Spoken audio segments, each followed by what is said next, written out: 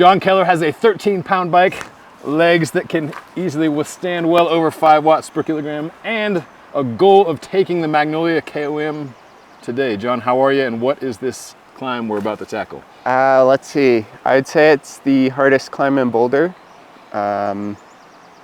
It's relentless, very steep. The switchbacks, it is impossible to go easy.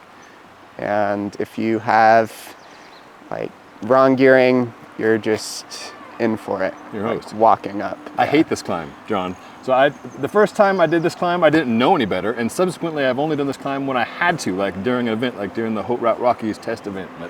So just some statistics here. 4.5 miles. I mean, you can see the cars coming down how steep this is here. There are pitches of over 20%. It averages 9% over 4.5 miles and an elevation gain of 2,200 feet. We're starting at about 6,000 feet, so we're at elevation.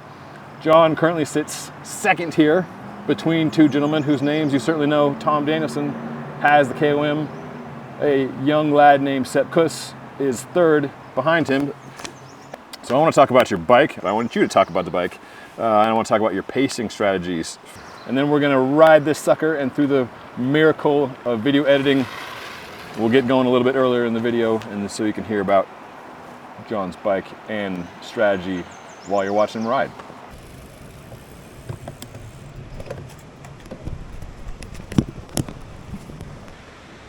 We're starting in Boulder Canyon just to make sure we get the Strava segment engaged. I would say in general, Boulder has very unique riding where all of the climbs turn to dirt at the top. Yeah. So a big mountain ride usually has 20 or 30% of gravel, which is basically hard packed dirt. So the idea of this bike is it's light enough and fast enough for the road climbs, but can totally stay together on all of the dirt. So this is not a climbing specialty bike. No, I mean it's crazy light, but it's not like you've gone all British hill climb championships with it, like cutting pieces off or removing brakes. Like no, this is a bike you ride every day on road and dirt. Yeah, there's definitely a lot of things that could be way lighter on it, but it's totally usable, tubeless setup. I have an easy climbing gear, which will come in handy today. We'll start kind of from the front to the rear, I guess. Yes. Kind of the star of the show is these Hunt wheels. They're 1,240 something grams. They're tubeless ready, set up tubeless carbon spokes. And the thing that separates this from the super lightweight wheels is the hub is totally good. So you don't have to take it apart every couple weeks to service it. So really reliable. Got a Durace 12-speed group set, and the computer mount is Amplitude, something like that. Okay. It's 4 or 5 grams, so crazy light. Specialty designed for the stem and handlebar, which is from Deramo.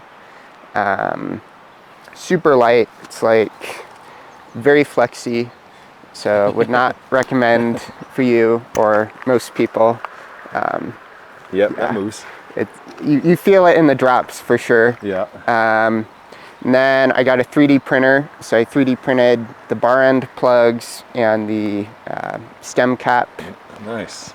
John Keller custom edition.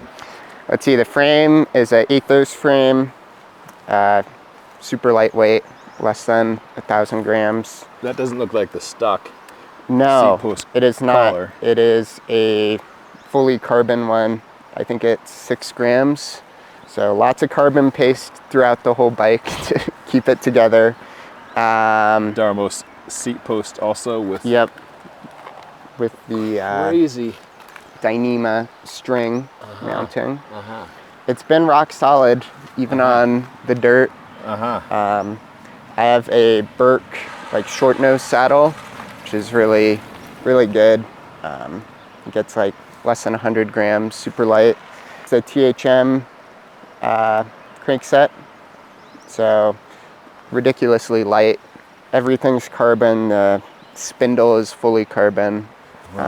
It has a power meter built into it. It looks like you got the Osmo power meter pedals though, yeah? That is because I'm backup? currently, the pedals I had were creaking like crazy.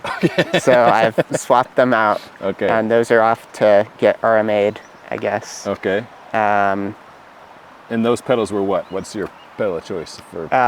They were the Expedo Thrust SL. Okay. They're basically the lightest weight look. Got it. Cleat pedal. Chain is a KMC gold chain.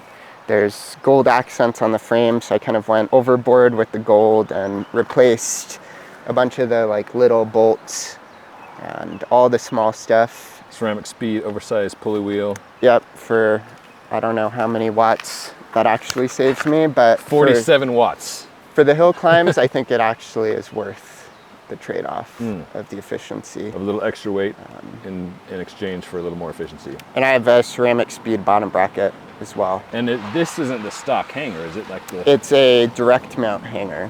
And tires. You're going 28? Yeah, I have 28s. 28s. Okay. I think for the type of road this is, and Boulder mountain roads in general, 28s are the way to go. I've gone through a lot of different tires to try to find the right ones, and right now I'm on the GP 5000s. They seem to be pretty reliable. Yeah, those are tried and true. So yeah. And so all told weighs up to just over 13 pounds? Yep. So right at the 6 kilo mark. Okay. Which, again, like you could get way lighter, but it's not, in Boulder, not really rideable with all the dirt. Water bottle cages, those look Gucci. Yes, these are new ones that have just come out. They're Voxum, and they're, I think, 6 or 7 grams each. Okay. And you can, like, there's no, it's just carbon, or like carbon fiber and resin. And that's it. But they hold my bottles on the dirt, so can't complain about that. Nice. Tell me about your pacing strategy when doing climbs. A lot of people use the Strava pace partner. What do you use for pacing? I think it depends a lot on the climb. I would say for this one, you kind of go as hard as you can for 3/4 and then hope you can hang on at the end. And then hold on and go as you can for the last part? Let's see. For the steepest parts of this climb, you really need the easiest gear you can get. So I have a 36 in the front and a 34 in the rear. So almost a 1-to-1 ratio. And I'm going to be using the easy gear even at crazy high power. So. What do you think? What do you expect your power to be?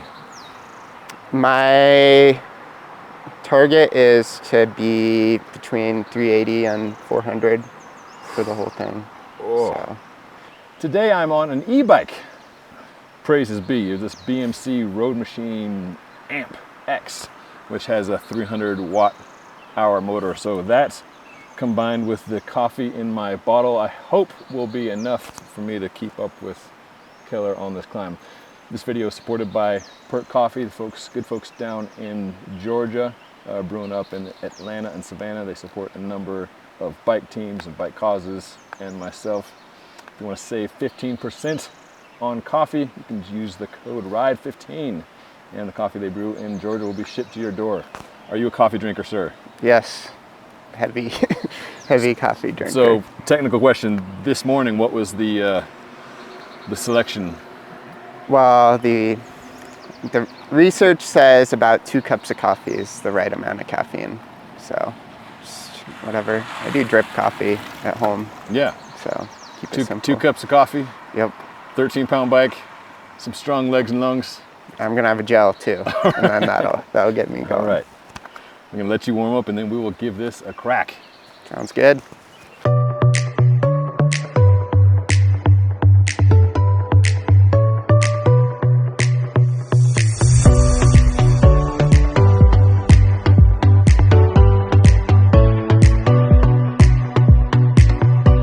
Just shy of mile 4, you put it in a big ring.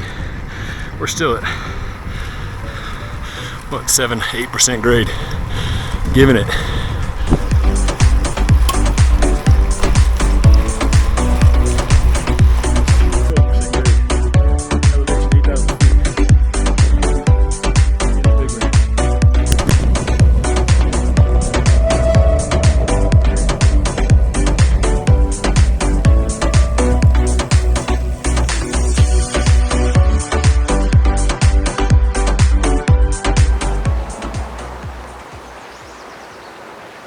Right now we're back at the bottom of Magnolia that has all sorts of steep mountain sign warnings. I hate these signs. He doesn't. Heck of an effort, man. Thank you. Still second. Still second. Beat your previous best time though by a few seconds. You were doing over 1,500 VAM here, and I looked at, since Sepp Kuss was right behind you on this, I'm like, okay, what's Sepp doing elsewhere? When Sepp won the stage 15 of the 2021 Tour de France at Col de Big Salis, he went 1,600 VAM. I bet he could go 22 on this here. Yeah? Really hauling. Okay. Sepp, next time you're back home in Colorado, we'll buy you a coffee and donut. You can see if you can take Keller's time and Danielson's time. So what do you think you would do differently were you to take another crack? Like, do you think you could shave a couple seconds off? Definitely. I mean, I think it was just a bad day. I know, it looked like a pawing ass day to me. I don't know if that's your bad day. I'd take those bad days all day long. Like, I don't know. I saw my power dip down into like 300-ish range at that point. That's like, there's no way. Yeah. I feel like on a good day, I definitely could have it. Like, being as close as I am for it being like a really low power day, like, I'm still pretty confident. I think, yeah, like, it was all down to me. I don't think there's a valid excuse. I don't think you need to make excuses for that kind of time. But if you ever want to give this a crack again, you let me know. I'll come up here with the e-bike and we'll check it out. I'm definitely going to give it another crack. All right. So. Good luck. Thanks, John.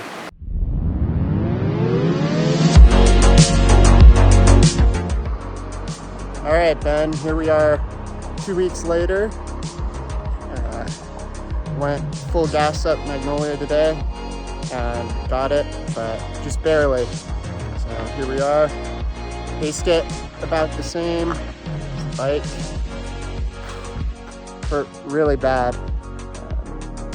Basically, I don't know, I was ahead of my pace of last time by a handful of seconds, kind of up the whole thing, and then at the end had enough to sprint when it kind of flattened out, and I think that made all the difference.